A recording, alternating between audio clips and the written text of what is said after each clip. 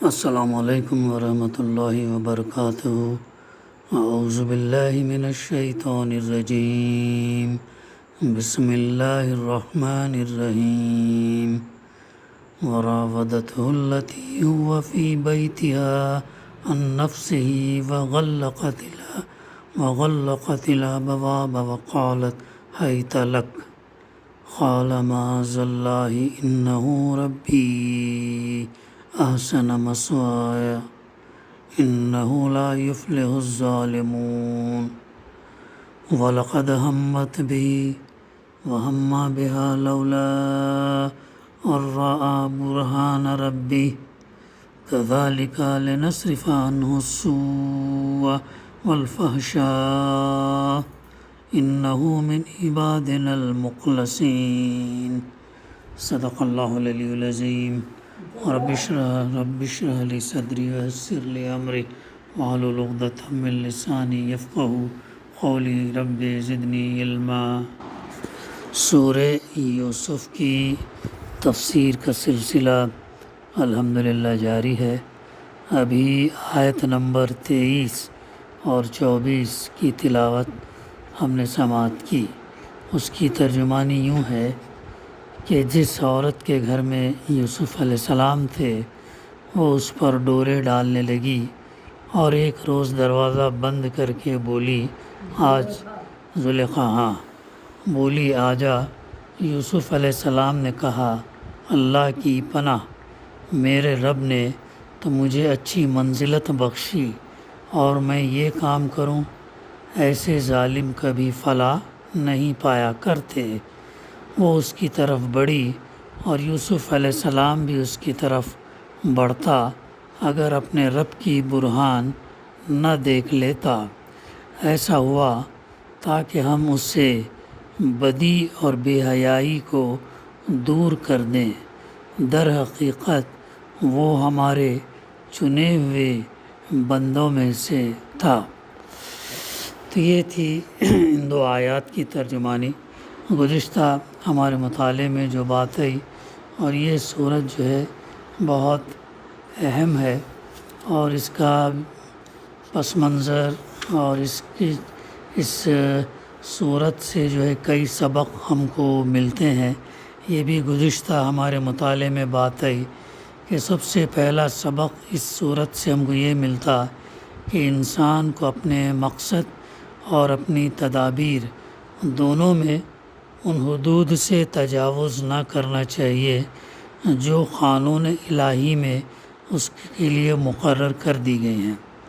کامیابی ناکامی تو اللہ کے ہاتھ میں ہے، لیکن جو شخص پاک مقصد کے لیے سیدھی جائز تدبیر کرے گا وہ اگر ناکام بھی ہوا تو بہرحال ذلت اور رسوائی سے دوچار نہ ہوگا، اور جو شخص ناپاک مقصد کے لیے ٹیڑھی تدبیریں کرے گا وہ آخرت میں تو یقیناً رسوا ہوگا، مگر دنیا میں بھی اس کے لیے رسوائی کا خطرہ کچھ کم نہیں۔ یہ پہلا سبق۔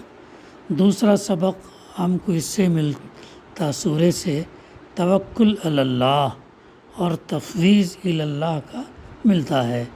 جو لوگ حق اور صداقت کے لیے، حق اور سچائی کے لیے کوشش کر رہے ہوں اور دنیا انہیں مٹا دینے پر تلی ہوئی ہو، وہ اگر اس حقیقت کو پیش نظر رکھے تو انہیں اس سے غیر معمولی تسکین حاصل ہوگی، اور مخالف طاقتوں کو بظاہر نہایت خوفناک تدبیروں کو دیکھ کر وہ قطعاً ہراساں نہ ہوں گے، بلکہ نتائج کو اللہ پر چھوڑتے ہوئے اپنے اخلاقی فرض انجام دیے چلے جائیں گے۔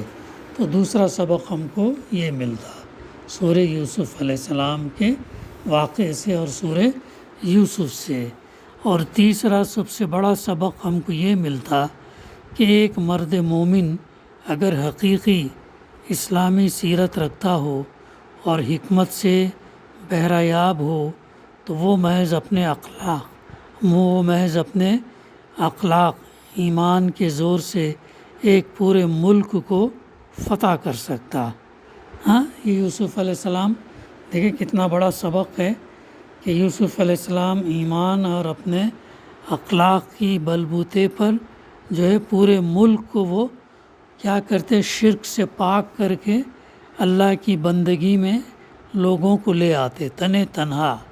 حالانکہ یوسف علیہ السلام کو 17 برس کی عمر تنہا، بے سر و سامان، اجنبی ملک، پھر کمزوری کی انتہا کہ غلام بنا کر بیچے گئے۔ دیکھ کیسے ان کے حالات تھے۔ 17 سال کی عمر میں ان کو کنویں میں ڈال دیا گیا، وہاں سے کنویں سے نکال کر ان کو بیچ دیا گیا۔ تو بیچنے کے بعد خریدا کس نے؟ عزیز مصر نے خریدا۔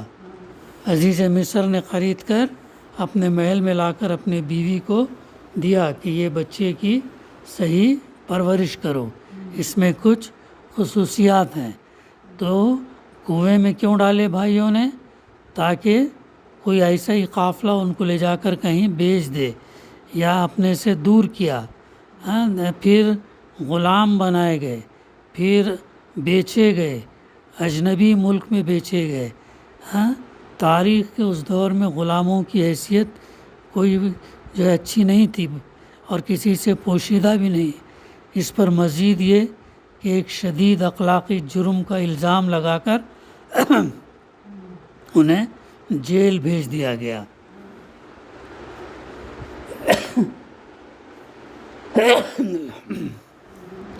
تو یوسف علیہ السلام کو جیل بھیج دیا گیا، جس کی میعاد سزا بھی کوئی متعین نہیں تھی۔ اس حالت تک گرا دیے جانے کے بعد وہ محض اپنے ایمان اور اخلاق کے بل پر اٹھتے ہیں اور پورے ملک کو جو ہے پھر مسخر کرتے ہیں۔ تو ہمارے لیے بھی یہ 3 سبق ہیں۔ پہلا سبق کیا ہے؟ جائز تدبیریں، جائز صحیح مقصد کے لیے اللہ کے بتائے ہوئے حدود سے ہم تجاوز نہ کریں اور جو ہے کوشش کریں، تدبیر اختیار کریں۔ کامیابی ناکامی اللہ کے ہاتھ میں ہے۔ یہ پہلا سبق ہم کو ملتا۔ دوسرا سبق ہم کو اس سے یہ ملتا، توکل علی اللہ اور تفویض الی اللہ۔ جو سچائی حق کے لیے اس پر جمے رہتے ہیں، استقامت اختیار کرتے ہیں، مخالف طاقتیں کتنی ہی بظاہر خوفناک نظر آئیں لیکن اپنے موقف پر جمے رہتے ہیں، تدبیر اختیار کرتے ہیں، تو نتائج کو اللہ پر چھوڑ دیں تو اپنا اخلاقی فرض انجام جو ہے دیے چلے جائیں گے۔ تو اللہ چاہے گا تو جو ہے پورے اس کو تبدیل کر دے گا۔ تیسرا بڑا سبق یہ کہ ایک مرد مومن اسلامی سیرت رکھتا ہو، حکمت سے بہریاب ہو، تو محض ایمان اور اپنے اخلاق کے زور سے ایک پورے ملک کو فتح کر سکتا ہے، ایک شخص۔ ایسے ہی اللہ کے رسول صلی اللہ علیہ وسلم تنہا پورے عرب کو جو ہے آپ نے دائرہ اسلام کے اندر لے آیا، تنہا اپنے ایمان پر، اپنی سیرت، اپنی اخلاق کے بلبوتے پر لے آیا۔ یہ 3 بڑے سبق ہیں جو ہم کو یوسف علیہ السلام سے ملتے ہیں۔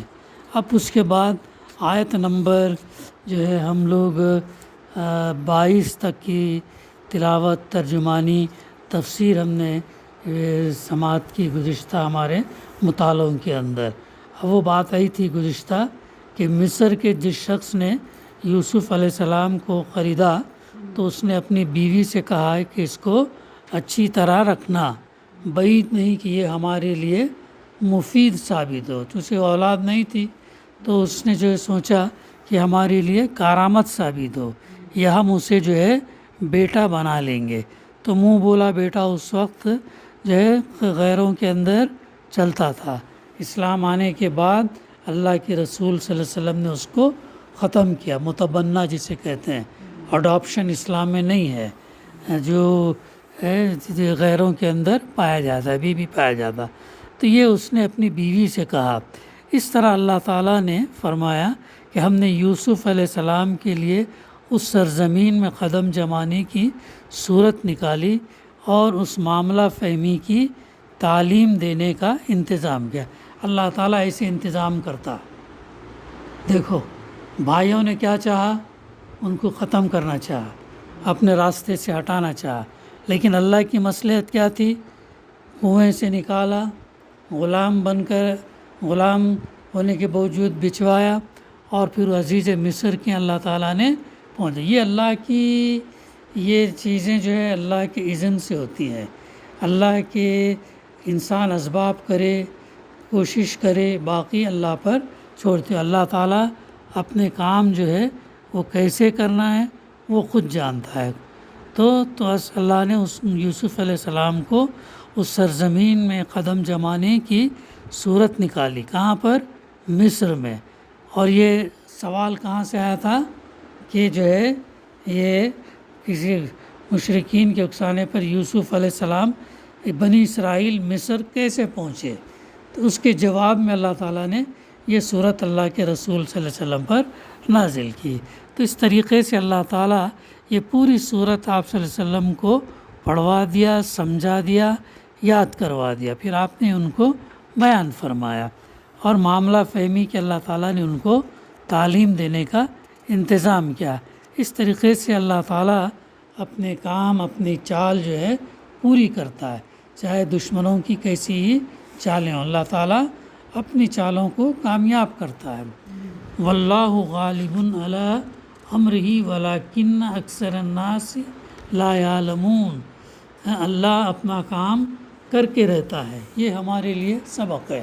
اللہ تعالیٰ اپنا کام کر کے رہتا ہے، مگر اکثر لوگ نہیں جانتے، چونکہ ایمان نہیں ہے ویسا، اللہ پر ایمان ویسا نہیں ہے۔ تو اگر ویسا ایمان رہتا تو کوشش کرتے، تدبیر کرتے اور اللہ پر چھوڑ دیتے، لیکن ایسا نہیں ہے۔ تو یہی بات اللہ تعالیٰ بتا رہا ہے کہ مگر اکثر لوگ جانتے نہیں ہیں۔ اور پھر آگے جب وہ پوری جوانی کو پہنچا یوسف علیہ السلام نے، تو ہم نے یعنی اللہ تعالیٰ نے انہیں قوت فیصلہ اور علم عطا کیا۔ قرآن مجید کی زبان میں ان الفاظ سے مراد بالعموم نبوت عطا کرنا ہے، اور حکم کے معنی قوت فیصلے کے بھی ہیں اور اقتدار کے بھی۔ تو اللہ تعالیٰ نے ان کو نبوت سے بھی سرفراز، اس کے حکم کے معنی، حکم کے معنی میں علم اور حکم عطا کیا اللہ تعالیٰ نے۔ تو ہم نے انہیں کیا عطا کیا؟ شدھ آتے حکمم و علما، حکم اور علم عطا کیا اللہ تعالیٰ نے، اقتدار عطا کیا۔ اور اس طرح ہم نیک لوگوں کو جزا دیتے ہیں، اور اس طریقے سے اللہ تعالیٰ جو ہے اپنے نیک بندوں کو جزا دیتا ہے۔ تو یہ ہے وہ چیز جو ہم کو اس پر یقین رکھنا چاہیے، ایمان رکھنا چاہیے، اور اللہ کے دین کے غلبے کے لیے جدوجہد کرنا چاہیے، کوشش کرنا چاہیے کہ اللہ کا دین غالب آئے۔ یہاں تک ہمارا مطالعہ ہوا تھا۔ اب آگے کی آیتوں میں آگے فرمایا گیا وراودته التي هو في بيتها عن نفسه وغلقت الابواب وقالت هيت لك۔ جس عورت کے گھر میں یعنی عزیز مصر کے گھر میں یوسف علیہ السلام جو تھے، اب وہ جب جیسے بڑے ہوتے گئے، جوان ہوتے گئے، تو کیا کرنے لگی؟ اس کی بیوی ان پر ڈورے ڈالنے لگی، یعنی اب جو نام اس کا زلیخا کر کے آتا ہے، یہ بنی اسرائیلی روایات ہے، یہ بائبل اور تلمود کے اندر اس کا نام زلیخا دیا گیا، لیکن قرآن مجید میں اس کا نام نہیں بتایا گیا، بلکہ صرف اتنا کہا گیا کہ وہ عورت جس گھر میں وہ تھے تو وہ اس پر ڈورے ڈالنے لگی، اور ایک روز دروازہ بند کر کے بولی آ جاؤ۔ یوسف علیہ السلام نے کہا اللہ کی پناہ، وہ جو ہے اب جیسے بہت خوبصورت تھے وہ، اور جیسے جوان یہ ہوئے تو اس کی نیت خراب ہوئی اور یوسف علیہ السلام کو غلط کام کے لیے بلانے لگی، تو اللہ کی پناہ۔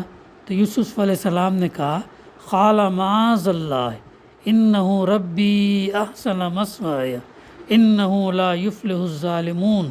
میرے رب نے تو مجھے اچھی منزلت بخشی، اللہ تعالیٰ نے مجھے اچھا مقام عطا کیا، اچھے مقام پہ رکھا اللہ تعالیٰ نے، اور میں ایسا کام کروں نافرمانی والا، گناہ والا، غلط کام کروں، تو ایسے ظالم جو ہے کبھی فلاح نہیں پایا کرتے۔ ایسے ظالم، اردو کا ظالم الگ ہے اور عربی کا ظالم الگ ہے۔ عربی کا ظالم یہ ہے کہ حق کے خلاف عمل کرنا، بغاوت، یعنی حق سچائی ہے، سچائی یعنی حق یہ ہے کہ اللہ ایک ہے اور اس کی بندگی کی جائے، اگر وہ نہیں کریں گے تو گویا کہ تم ظالم ہو گئے، ایسا ان معنوں سے۔ تو ظالم جو ہے کبھی فلاح نہیں پایا کرتے۔ اب یہاں پر مفسرین جو ہے مفسر لکھتے ہیں کہ مفسرین مترجمین نے یہ سمجھا کہ یہاں میرے رب کا لفظ حضرت یوسف علیہ السلام نے اس شخص کے لیے استعمال کیا جس کی ملازمت یعنی عزیز مصر کی وہ ملازمت میں اس وقت تھے، اور ان کے اس جواب کا مطلب یہ تھا کہ میرے آقا نے تو مجھے ایسی اچھی طرح رکھا، پھر میں یہ نمک حرامی کیسے کر سکتا ہوں کہ اس کی بیوی سے زنا کروں۔ لیکن مفسر لکھتے ہیں اس ترجمے سے انہیں سخت اختلاف ہے، اگرچہ عربی زبان کے اعتبار سے یہ مفہوم کی لینے کی بھی گنجائش ہے، کیونکہ عربی میں لفظ رب آقا کے معنی میں استعمال ہوتا، لیکن یہ بات ایک نبی کے شان سے بہت گری ہوئی ہے کہ وہ ایک گناہ سے باز رہنے میں اللہ کے بجائے کسی بندے کا لحاظ کرے۔ یہ ہے بات۔ نبی جو ہے کبھی غلط کام نہیں کرتے، نبی جو ہے کبھی شرک نہیں کرتے، نبی جو ہے اللہ کے علاوہ کسی اور سے نہیں مانگتے، نبی جو ہے خالص اللہ کی بندگی کرتے، ان کے اندر کوئی ڈاؤٹ اشکال نہیں رہتا، اور قرآن میں اس کی کوئی نظیر بھی موجود نہیں کہ کسی نبی نے اللہ کے سوا کسی اور کو اپنا رب کہا ہو۔ آگے چل کر ہم دیکھتے ہیں کہ آیات 41، 42، 50 میں کہ سیدنا یوسف علیہ السلام اپنے اور مصریوں کے مسلک کا یہ فرق بار بار واضح فرماتے ہیں کہ ان کا رب تو اللہ ہے اور مصریوں نے بندوں کو اپنا رب بنا رکھا۔ پھر جب آیت کے الفاظ یہ مطلب لینے کی بھی گنجائش موجود ہے کہ حضرت یوسف علیہ السلام نے ربی کہہ کر اللہ کی ذات مراد لی ہو، تو کیا وجہ ہے کہ ہم ایک ایسے معنی کو اختیار کریں جس میں صریحاً قباحت کا پہلو ہو؟ یہ تفسیر میں مفسر لکھتے ہیں۔ اب وہ اس کی طرف بڑھی، وہ عورت جو ہے عزیز مصر کی بیوی، آگے فرمایا گیا وَلَقَدْ ہمت بھی، وہ اس کی طرف بڑھی، اور یوسف علیہ السلام بھی ہما بہا لولا ان برہان رب، اس کی طرف بڑھتا اگر اپنے رب کی برہان نہ دیکھ لیتا۔ اب یوسف علیہ السلام بھی اس کی طرف بڑھتے، لیکن اللہ تعالیٰ نے ان کو وہاں پر اپنی نشانی برہان جو ہے بتا دیا۔ برہان کی معنی ہے دلیل اور حجت کے ہیں، برہان کے معنی دلیل اور حجت کے ہیں۔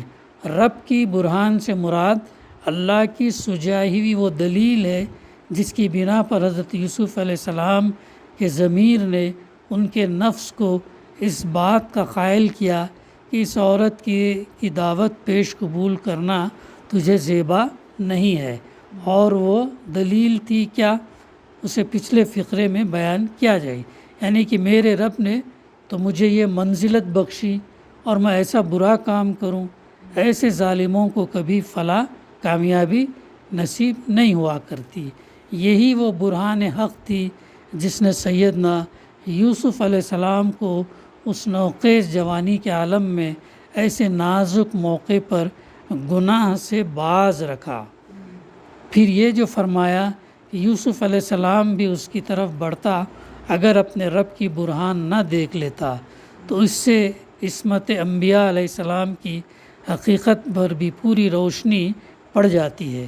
نبی کی معصومیت کی معنی یہ نہیں کہ اس سے گناہ اور لغزش و خطا کی قوت و استعداد سلب کر لی گئی ہے، حتیٰ کہ گناہ کا صدور اس کے امکانی میں نہیں رہے، بلکہ اس کی معنی یہ ہے کہ نبی اگرچہ گناہ کرنے پر قادر ہوتا ہے، لیکن بشریت کی تمام صفات سے متصف ہونے کے باوجود اور جملہ انسانی جذبات، احساسات، خواہشات رکھتے ہوئے بھی وہ ایسے نیک، نفیس اور خدا ترس ہوتا ہے کہ جان بوجھ کر کبھی گناہ کا قصد نہیں کرتا۔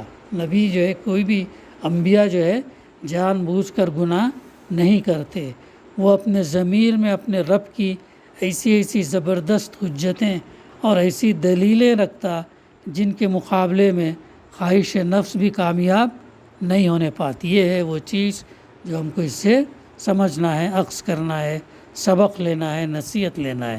اور اگر نادانستہ اس سے کوئی لغزش سرزد ہو جاتی ہے تو اللہ تعالیٰ فوراً وہی جلی کے ذریعے سے اس کی اصلاح فرما دیتا ہے، کیونکہ اس کی لغزش تنہا ایک شخص کی لغزش نہیں ہے، ایک پوری امت کی لغزش ہے۔ وہ راہ راست سے بال برابر ہٹ جائے تو دنیا جو ہے گمراہی میں میلوں دور نکل جائے۔ اگر نبی سے کچھ ایسی بات ہی ہو جائے اور پھر امت اسے فالو کرے تو پھر سیدھے راستے سے ہوگا کیا؟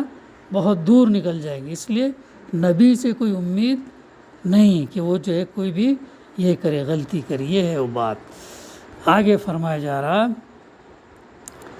ایسا ہوا تاکہ ہم اسے بدی اور بے حیائی سے دور کریں۔ اس سے بدی اور بے حیائی سے دور کریں۔ ارشاد کے مفسر نے دو مطلب لیے ہیں۔ ایک یہ کہ اس کا دلیل رب کو دیکھنا اور گناہ سے بچ جانا ہماری توفیق اور ہدایت سے ہوا، کیونکہ ہم اپنے اس منتخب بندے سے بدی اور بے حیائی کو دور کرنا چاہتے تھے۔ ایک مطلب یہ ہوا۔ دوسرا مطلب یہ بھی لیا جا سکتا، اور یہ زیادہ گہرا مطلب ہے، کہ یوسف علیہ السلام کو یہ معاملہ جو پیش آیا تو یہ بھی دراصل ان کی تربیت کے سلسلے میں ایک ضروری مرحلہ تھا۔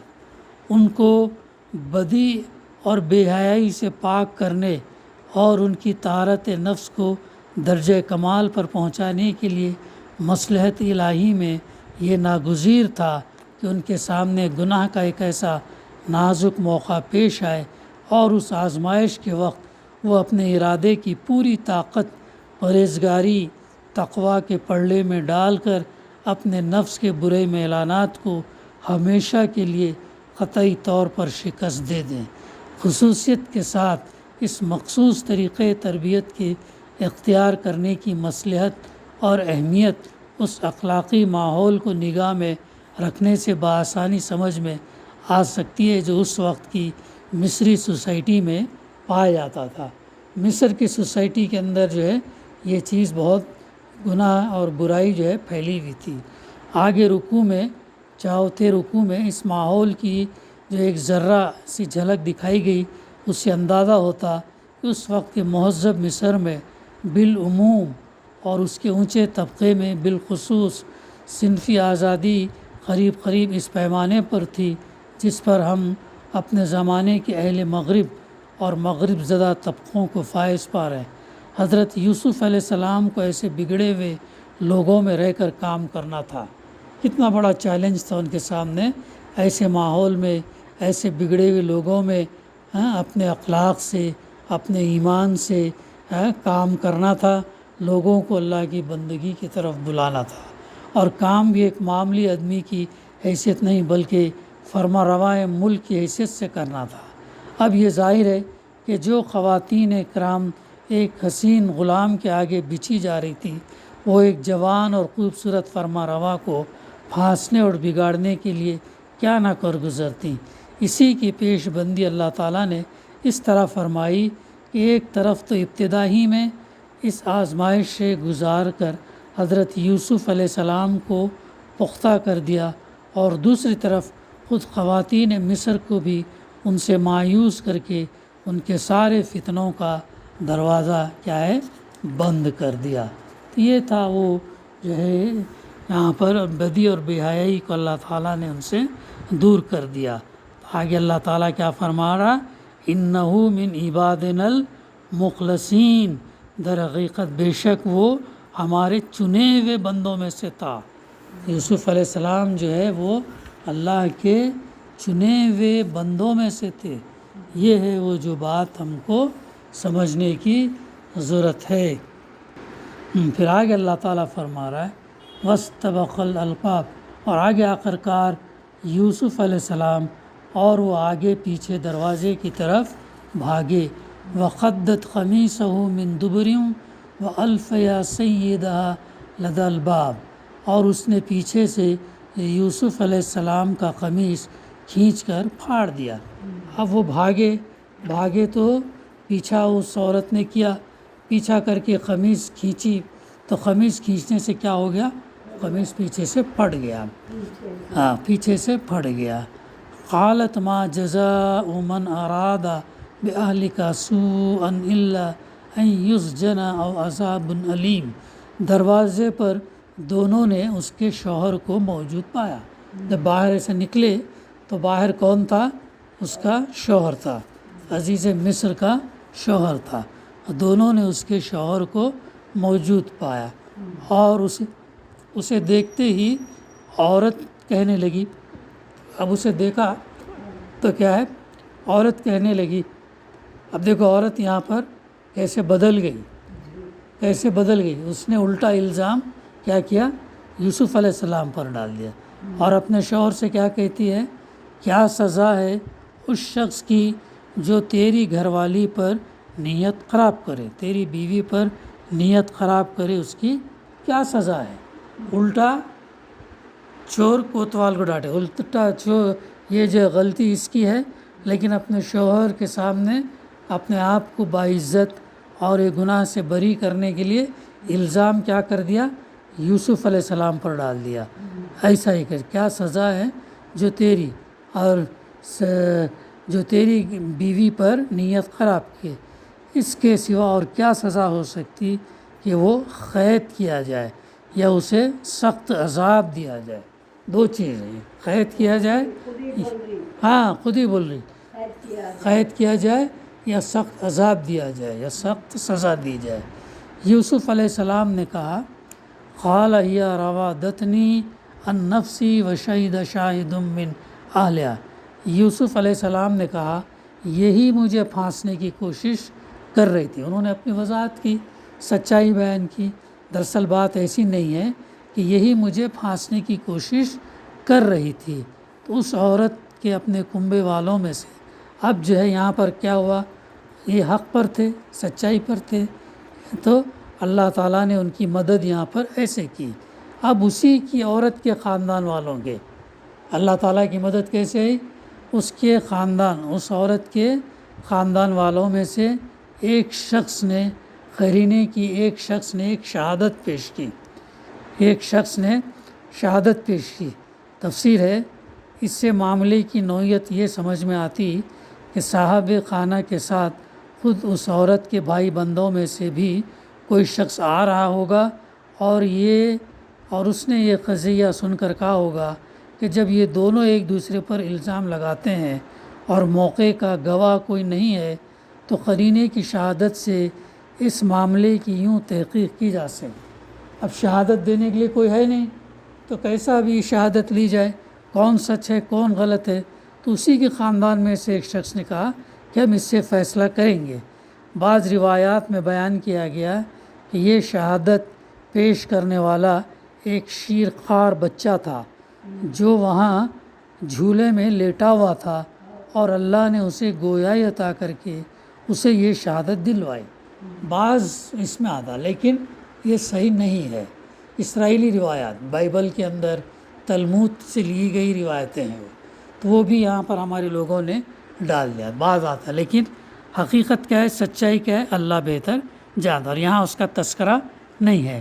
لیکن یہ روایت نہ تو کسی صحیح سند سے ثابت ہے اور نہ اس معاملے میں خواہ معجزے سے مدد لینے کی ضرورت محسوس ہوتی ہے۔ اس شاہد نے، اس گواہ نے قرینے کی جس شہادت کی طرف توجہ دلائی وہ سراسر ایک معقول شہادت ہے، اور اس کو دیکھنے سے بیک نظر معلوم ہو جاتا کہ یہ شخص ایک معاملہ فہم اور جہاں دیدہ آدمی تھا جو صورت معاملہ سامنے آتے ہی اس کی طے کو پہنچ گیا۔ بعید نہیں کہ وہ کوئی جج یا کوئی بھی ہو، بہرحال وہ ایک شخص تھا جو اس نے ایک بیان پیش کیا۔ اب اس نے کیا کہا؟ قرآن مجید کہتا ہے، ان کان قمیصہ قد من قبل فصدقت وہو من الکاذبین، کہ اگر یوسف علیہ السلام کا قمیص آگے سے پھٹا ہو تو عورت سچی ہے۔ کتنی دلیل کی بات کی ہے۔ اگر یوسف علیہ السلام اس پر حملہ کرتے تو وہ اگر اپنے آپ کو بچانا چاہتی تو قمیص آگے سے پھٹا ہوا ہونا چاہیے تھا. بات آئی سمجھ میں؟ انہیں پیچھے تھی. تو یہی دلیل دے رہا وہ شخص، یہ دلیل دے رہا اگر قمیص آگے سے پھٹا ہے تو اس کا مطلب یوسف علیہ السلام غلط ہیں، اور کیا ہے، اور جھوٹ بول رہے ہیں یوسف علیہ السلام. اور اگر اس کا قمیص پیچھے سے پھٹا ہو تو عورت جھوٹی ہے اور یہ سچے ہیں.